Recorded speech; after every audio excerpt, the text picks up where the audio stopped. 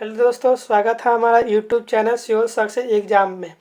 आज हम लोग करने वाला है इनकम टैक्स का पार्ट नंबर 10, जो क्या है इनकम फ्रॉम अदर सोर्स हो गया। ये इनकम का हेड जो होता है, जो लास्ट हेड, जो 5 गो आपको हेड बताए थे, ये लास्ट होता है इनकम फ्रॉम अदर सोर्स। जैसे कोई भी आय हमको अदर सोर्स से मिलता है तो वो क्या होगा, अदर सोर्स में जाएगा। जैसे ये सैलरी जो मिलता है तो ठीक है, एग्रीकल्चर इनकम मिलता है ठीक है, आपको 5 हेड बताया था ना। सैलरी हो गया ठीक है, इनकम फ्रॉम सैलरी हो गया, इनकम फ्रॉम हाउस प्रॉपर्टीज हो गया, फिर क्या बताए थे इनकम फ्रॉम किससे बिजनेस हो गया, प्रोफेशन हो गया, फिर क्या हुआ कैपिटल गेंस हो गया। ये सब हेड में नहीं आएगा तो कौन हेड में आएगा, कोई भी लाएगा तो वो उसको हम इनकम फ्रॉम अदर सोर्स में रखेंगे। ठीक है, चलिए आइए इसको देखते हैं। वीडियो को अच्छा लगा तो लाइक कीजिए, सब्सक्राइब कीजिए, अपने दोस्तों के बाद शेयर कीजिए। ठीक है, चलिए ये ज़्यादा क्वेश्चन है, महत्वपूर्ण क्वेश्चन है, 6 क्वेश्चन है इसमें आपको मिलेंगे और जो आपको इतना इंपॉर्टेंट है आप इसको लिख लीजिएगा। ठीक है, निम्न में से कौन सी आय अन्य साधनों से आय शीर्ष में कर योग्य नहीं है। Which of the following is not chargeable to tax under the head income from other source. तो देखिए, dividend from a cooperative society, prize on crossword puzzle, फिर profit on the sale of the goodwill of a business की interest from bank. तो किस में क्या पूछा है हमें, टैक्सेबल नहीं है। कौन सा टैक्सेबल नहीं है। ठीक है, इसका क्या आंसर होगा आप लोग बताइए। देखिए सोच सकते हैं आप, अगर इसमें आपको अगर पूछेगा इनकम सब अदर सोर्स में तो देखिए ये कोई सा भी सोच सकते हैं कि क्या होगा। देखिए डिविडेंड है जाए आएगा ठीक है। ये देखिए अदर सोर्स, जैसे कि हम कोई भी खेल खेलते हैं, जैसे ये प्राइज करते हैं, पहेली का इनाम, कोई भी पहेली खेलते हैं उसमें इनाम मिलता है तो किस में डालेंगे, अदर सोर्स में डालेंगे, तो ये भी आएगा ठीक है।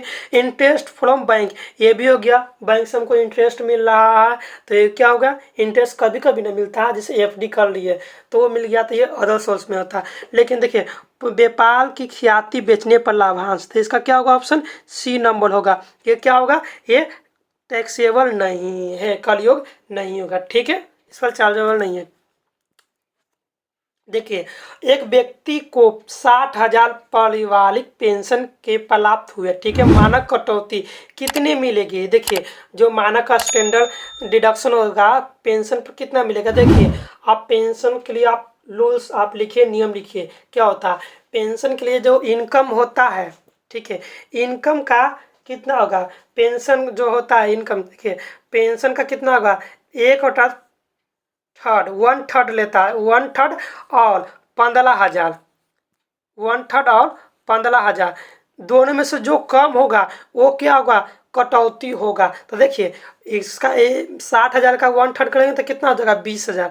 तो देखिए 20,000 में से कौन कम है, 20,000 में से मेरा 15,000 कम ना होगा, तो 15,000 क्या होगा, कटौती होगा। तो इसमें क्या होगा आंसर, 20,000 तो नहीं होगा ठीक है, 25,000 भी नहीं होगा और 40,000 भी नहीं होगा। तो क्या होगा ऑप्शन 15,000, यानी कि ऑप्शन नंबर डी होगा। ठीक है, इसको याद रखिएगा, क्या पेंशन का 1/3 पर 1/3 या 15,000, दोनों में से जो कम होगा हम उसको डिडक्शन करेंगे। ठीक है, ये आपको नियम याद रखिएगा। ठीक है, चलिए आगे बढ़ते हैं। पेंशन किस शीर्ष के अंतर्गत कर योग होती है, under which head the pension is taxable. तो देखिए अभी हम पूरा हेड आपको बता सकते हैं, इसका आंसर आप खुद दीजिए। देखिए सैलरी होगा, कैपिटल गेंस होगा, इनकम फ्रॉम अदर सोर्स की नॉन ऑफ दीज होगा। तो देखिए आपको हम देखिए आप पिछले कक्षा में आप लोग को हम बताए थे income from salary, income from salary, एक रिटायरमेंट अलग से चैप्टर बताए थे। रिटायरमेंट में क्या मिलता था, पेंशन मिलता था, ग्रेजुएटी मिलता था, बताए थे ना। तो क्या हो गया, वो सैलरी का पार्ट ही था। तो इसका आंसर क्या होगा, ऑप्शन नंबर 1 होगा। ये आप देख सकते हैं पेंशन है तो ये आंसर नहीं होगा, कैपिटल गेन्स भी नहीं होगा, नॉन ऑफ दिस भी नहीं होगा। तो इसका आंसर क्या होगा, ए होगा। देखिए आपको जितना भी हेड बताएं उसको अच्छे से आप रिविजन कर लीजिए, याद कर लीजिए और उसी से क्वेश्चन आएगा। ठीक है ना, क्योंकि हेड बहुत इंपॉर्टेंट है। अब इसके बाद आगे क्वेश्चन करते हैं। ठीक है, मकान संपत्ति को किराएदार द्वारा पुनः किराए पर उठाने से आई है। देखिए क्वेश्चन को आप पहले समझिए, उसके बाद आंसर दीजिएगा। देखिए यहाँ आपको ऑप्शन पढ़ लेते हैं। Income from other source, exemption होगा, प्रॉपर्टी इनकम होगा कि कैपिटल गेन्स होगा। देखिए हम मकान संपत्ति है को, देखिए किसी का मकान किराया पर लिए, ठीक है, मकान किराया पर लिए, तो हम खुद उस पर नहीं लगकर किसी और को किराया पर लगा दिए। समझ रहे हैं ना, यहाँ थर्ड यानी कि हम बिचौलिया बन गए, बीच का पार्ट बन गया। जैसे कि देखिए ए हो गया, बी हो गया, सी हो गया। देखिए ए जो आदमी है जो बी से क्या किराया पर मकान ले लिया, ठीक है, ये मकान किराया पर तो बी से लिया, लेकिन ए ना लाकर किसको, ये फिर बी को दे दिया, बी को। तो देखिए यहाँ पे किराया कौन देगा, सी देगा ए को, फिर ए देगा किसको, बी को देगा। तो इसमें क्या हुआ, ए क्या होगा, बिचौलिया होगा। तो इसका इनकम जो ए का इनकम जो बना वो क्या होगा, इनकम फ्रॉम अदर सोर्स में होगा कि कर मुक्त होगा कि मकान संपत्ति से आया होगा कि कैपिटल गेन्स होगा।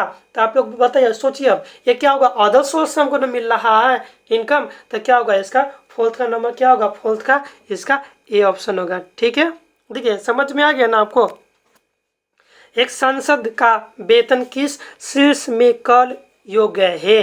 देखिए सैलरी ऑफ एमपी, एमपी का फुल फॉर्म क्या होता है, member of parliament, will be taxable under the head. देखिए आप सैलरी ऑफ एमपी में देखिए आप पिछले कक्षा में पढ़ चुके हैं, सैलरी पढ़ चुके हैं, कैपिटल गेंस भी पढ़ चुके हुए हैं, profit from business and professional भी पढ़ चुके हैं, इनकम फ्रॉम अदर सोर्स पढ़ लें। तो देखिए सैलरी में पढ़े थे एमपी का, नहीं पढ़े थे, कैपिटल गेंस में पढ़े थे, नहीं पढ़े थे, फिर profit from business and professional पढ़े थे सैलरी ऑफ एमपी।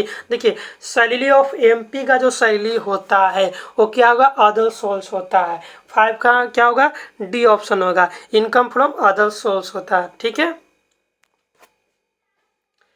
अन्य साधनों से आय शीर्ष में कर योग पारिवारिक पेंशन में कटौती मिलती है।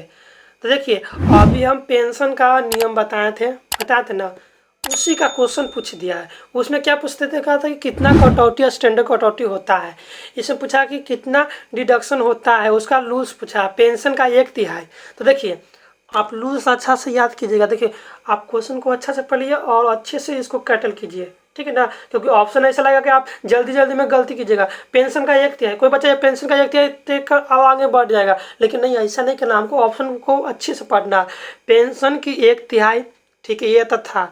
पेंशन की 30% या 15,000 जो कम हो, ठीक है, पेंशन का 1/3 या 15,000 जो कम है या शून्य होगा। तो इसका आंसर क्या होगा, देखिए हम लोग को पता था पेंशन का 1/3, इसका ऑप्शन सी होगा। देखिए इसको एक्सप्लेन करते हैं। पेंशन का 1/3 और 15,000 बताए थे कि दोनों में से जो कम होगा वो क्या होगा, उसी को हम लेंगे, डिडक्शन होगा। तो ये लूज हो गया, ये आप याद रखिएगा। ठीक है, इसका आंसर क्या होगा, सी ऑप्शन होगा। ठीक है, थैंक्स मिले दोस्तों, ये हो गया इनकम फ्रॉम अदर सोर्स का मोस्ट इम्पोर्टेंट क्वेश्चन। आपको 6 ही क्वेश्चन थे, आपको लूज थे, आपको लिखवा दिए। ठीक है, इसके देखिए इनकम फ्रॉम अदर सोर्स में हम ज़्यादा क्वेश्चन इसलिए नहीं लगा के, देखिए आपको ऑलरेडी आपको हम कितना 4 हेड आपको डिटेल में बता दिए, और जो 4 हेड में नहीं आएगा, ठीक है, वो 5 हेड में आप आँख बंद करके डाल दीजिएगा, आपका आंसर सही होगा, गलती नहीं होगा। क्योंकि हमको इनकम जो मिला अदर सोर्स से मिल रहा है ना, जैसे किसी का हम शादी में गए, ठीक है, वहाँ से हमको गिफ्ट मिल गया, ठीक है, गिफ्ट या मिल गया या कपड़ा मिल गया, तो क्या होगा, किसके अंतर्गत जाएगा, वो इनकम फ्रॉम अदर सोर्स के अंतर्गत जाएगा। ठीक है, या कोई लड़का शादी कर रहा, शादी में उसको दहेज मिलता है 20 लाख 30 लाख, तो वो दहेज का जो पैसा होगा किसके, उस पर टैक्स होगा कि नहीं होगा, नहीं, उनको इनकम फ्रॉम अदर सोर्स में ही डालेंगे। ठीक है, आप देखिए कॉमन सेंस के अनुसार ही आपको ये क्वेश्चन को सॉल्व कर सकते हैं। ये देखिए इनकम का जो 5 हेड था वो आज कंप्लीट हो चुका है। अब जो हम वीडियो लाएंगे आपके लिए वो कंप्लीट टैक्स का लाएगा। ठीक है, जो एक वीडियो में आपको टोटल चैप्टर होता है, बुक होगा, आपको टोटल महत्वपूर्ण प्रश्न हो जो करवा देंगे। उसके बाद आपको हम 5 प्रैक्टिस सेट लाएंगे। उसके बाद इतना कर लीजिएगा, आपके लिए मोर देन इनफ आपके एग्जाम के लिए। ठीक है, इसको आप अच्छे से कर लीजिए। आपको वीडियो अच्छा लगा तो दोस्तों को शेयर कीजिए, लाइक कीजिए, सब्सक्राइब कीजिए और कमेंट बॉक्स में ज़रूर कमेंट कीजिए। और अगर कोई आपको सजेशन है सजेशन दीजिए। देखिए इनकम टैक्स खत्म हो जाएगा तो हम क्या लाएंगे, बिहार का पंचायत होगा ना वो लाएंगे। बिहार का पंचायत के बाद क्या लाएंगे हम, अकाउंट का लाएंगे, उसके बाद हम जीएस का लाएंगे और कंप्यूटर का लाएंगे। क्योंकि देखिए इनकम देखिए जो आपको अच्छा स्कोरिंग किस पर उठ सकता है। देखिए टैक्स ये जो आपको एक सफिशेंट सब्जेक्ट है, इस पर आपको अच्छा मार्क्स उठ सकता है। फिर उसके बाद बिहार का पंचायत है ना, उस पर भी बहुत कम क्वेश्चन लगेगा, लेकिन उस पर ज़्यादा क्वेश्चन आपको अच्छा से कर लीजिएगा तो आपको क्वेश्चन आगे पीछे घुमा कर भी देगा तो आप अच्छे से कर लीजिएगा। तो इस पर अच्छा है कि बिहार का पंचायत छोटा चैप्टर है, छोटा उसमें मिलेगा, तो उसमें आप अच्छे से कंप्लीट कर लीजिएगा। फिर उसके बाद अकाउंट कीजिए, अकाउंट में थोड़ा बहुत ज़्यादा होगा क्योंकि आपको 11 से लेके बीकॉम तक का क्योंकि ये बीकॉम फॉर्म फिलअप हुआ ना, तो इसलिए आपको 11 का पढ़ना पड़ेगा, 12 का पढ़ना पड़ेगा, बीए पार्ट 1 पार्ट 2 पार्ट 3 पढ़ना पड़ेगा, तो इसलिए पार्टनरशिप फिर पढ़ना पड़ेगा, उसमें आप बहुत लंबा हो जाएगा अकाउंट में। तो इसलिए आपको जो सफिशेंट है उसको हम पढ़े सोच लें करवा लें, क्योंकि उससे आपको ज़्यादा अच्छा नंबर आ जाएगा। जैसे टैक्स में अच्छा नंबर आ जाएगा, फिर पंचायत में अच्छा नंबर होगा। देखिए आपको पता ही है कि इसका सिलेबस क्या है। सिलेबस क्या है? अकाउंट है, ठीक है, फिर टैक्स है, फिर क्या है? पंचायत है। किसका पंचायत पूछा है? बिहार का पंचायत पूछा है, ना कि बोला कि सेंट्रल का पंचायत, बिहार का पंचायत पूछा हुआ, ठीक है। फिर क्या होगा? कंप्यूटर लाइन टैली हो गया, ठीक है। ये 4 टॉपिक दिया हुआ है और टोटल कितना क्वेश्चन होगा? 100। तो हम मान के चले कि 25 होगा, 25 सब का। देखिए टैक्स में आपका 25 क्वेश्चन आ जाएगा, 25। फिर बिहार पंचायत में 25 क्वेश्चन। तो देखिए आप अच्छे से कीजिएगा तो 25 क्वेश्चन इसमें चला जाएगा, इसमें 25 दिन 50 क्वेश्चन ऐसे चल जाएगा। और वही अकाउंट से भी कीजिएगा तो 25 में आप अच्छा से कीजिएगा तो 20 क्वेश्चन तो आ ही जाएगा। तो 25 और 70 तो बहुत मोर देन इनफ होगा इतना। और बाकी जीएस पेपर होता है, जीएस पेपर सॉरी एक जीएस पेपर भी होता है, जीएस में तो होंगे 20 क्वेश्चन। तो जीएस में देखिए आप लोग शुरू से जीएस पेपर पढ़ रहे हैं, उसको हम लास्ट में करवाएंगे। जो इंपॉर्टेंट है, जैसे पॉलिटी में फंडामेंटल राइट्स इंपॉर्टेंट है, उससे क्वेश्चन हमेशा आएगा कि 14, 15, 16 आर्टिकल है जो अब महत्वपूर्ण अनुच्छेद हो गया, वो महत्वपूर्ण क्वेश्चन ही हम करवाएंगे, ज़्यादा क्वेश्चन नहीं करवाएंगे जीएस में। क्योंकि आप जीएस पढ़ने बैठेगा तो समुंदर है, आप उसको कंप्लीट नहीं कर सकते एग्जाम तक। अगला मंथ में आपको हमेशा 100% श्योर है कि आपका एग्जाम होगा, नोटिस जल्द ही आपको देखने को मिलेगा, ठीक है। इसलिए आप अच्छे से पढ़िए और जितना हो सके रिविजन कीजिए। थैंक्स। वीडियो अच्छा लगा तो सब्सक्राइब कीजिए, लाइक कीजिए और अपने दोस्त को ज़रूर शेयर कीजिए। थैंक्स।